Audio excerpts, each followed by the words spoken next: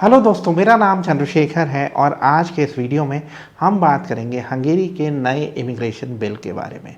पिछले कुछ हफ्तों में हमारे बहुत सारे यूट्यूबर साथियों ने ऐसे वीडियोस किए हैं जहां पे उनका कहना है कि अब हंगेरी में पीआर पॉसिबल नहीं होगी, आपको 3 साल के बाद अपनी कंट्री वापस जाना पड़ेगा। तो आज के इस वीडियो में हम डिस्कस करने वाले हैं कि क्या इसमें सच्चाई है। मैं आपसे रिक्वेस्ट करूंगा कि आप इस वीडियो को एंड तक देखना, क्योंकि हम बात करने वाले हैं कि क्या है ये नया बिल, इसका कितना असर पड़ेगा और किस पे असर पड़ेगा। क्या अनस्किल्ड वर्कर्स हैं उन्हीं पे असर पड़ेगा, क्या स्किल्ड वर्कर्स पे भी असर पड़ेगा, क्या आप अपनी फैमिली को बुला पाएंगे, क्या आप पीआर के लिए अप्लाई कर पाएंगे। और हम बात करेंगे जो नई रेजिडेंसी स्कीम आ रही है, यानी आपको हंगेरी में 10 साल की रेजिडेंसी एक साथ मिल सकती है। इससे पहले कि हम आगे बढ़ें, मैं आपसे रिक्वेस्ट करूंगा कि आप हमारे YouTube चैनल को सब्सक्राइब कर लीजिए, क्योंकि मेरा पर्पज़ है आपको 100% जेन्युइन इन्फॉर्मेशन देना। तो देखो, ये जो बिल है ये बेसिकली इम्प्लीमेंट होगा अगले साल सितंबर 2024 से। अब इस बिल में क्या कहा गया है? इसमें कहा गया है कि जो हंगेरी देश है वो हंगेरियंस के लिए है, तो नौकरी में पहली प्रायोरिटी हंगेरियंस को दी जाएगी। और अगर कोई फॉरेनर या कोई थर्ड कंट्री नेशनल का यहाँ पे मतलब है जो हंगेरियन नहीं है और ईयू नेशनल नहीं है, वो तभी आ पाएगा जब उस पर्टिकुलर जॉब के लिए हंगेरियन अवेलेबल नहीं होगा। और जो भी बाहर से आ रहा है हंगरी में काम करने के लिए, उसको तभी बुलाया जाएगा जब जो उसका काम है वो हंगेरी के इंटरेस्ट में है।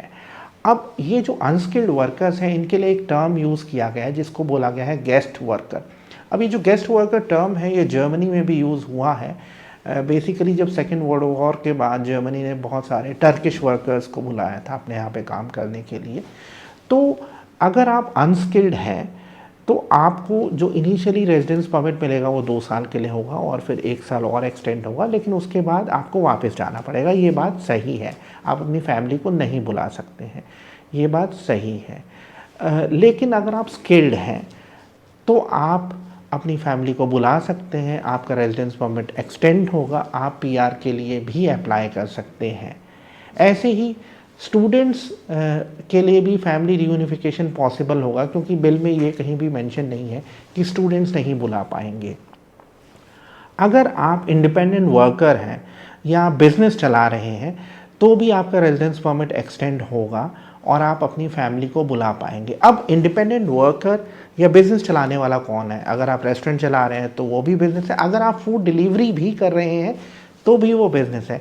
सपोज करिए आप अनस्किल्ड वर्कर कैटेगरी में गए और आपने शिफ्ट कर लिया, आपने सपोज करिए अपना रेस्टोरेंट चालू कर लिया या आप फूड डिलीवरी के काम में चले गए, तो फिर भी आप अपनी फैमिली को बुला सकते हैं और आप अपने रेजिडेंस परमिट को एक्सटेंड कर सकते हैं। तो मैं यहाँ पे रिपीट कर देता हूँ, स्किल्ड वर्कर्स अपनी फैमिली को बुला पाएंगे, जो अपना काम कर रहे हैं वो बुला पाएंगे, स्टूडेंट्स बुला पाएंगे, और आप नेशनल परमानेंट रेजिडेंस कार्ड या पीआर के लिए अप्लाई कर सकते हैं 3 साल के बाद। तो ये कहना कि हंगेरी में पीआर पॉसिबल नहीं होगा, ये गलत है। और हंगेरी आने वाले साल में 10 साल की रेजिडेंसी भी लॉन्च कर रहा है जिसको गोल्डन वीज़ा कहा जाता है। इस बारे में मेरा एक वीडियो भी है। इनफैक्ट मैं आपको रिकमेंड करूँगा, मेरे वीडियोस हैं हंगेरी में पीआर के बारे में, वो आप ज़रूर देखना। मेरे वीडियोस हैं फूड डिलीवरी जॉब्स के बारे में, वो ज़रूर देखना। कंपनी फॉर्मेशन के बारे में भी है, वो ज़रूर देखना। तो अगर आपके कोई सवाल हैं हंगेरी में रेजिडेंसी के बारे में या हंगेरी के वीज़ाज़ के बारे में, तो आप हमारे साथ कंसल्टेंसी सेशन भी बुक कर सकते हैं। आज के वीडियो में इतना ही। Thank you very much.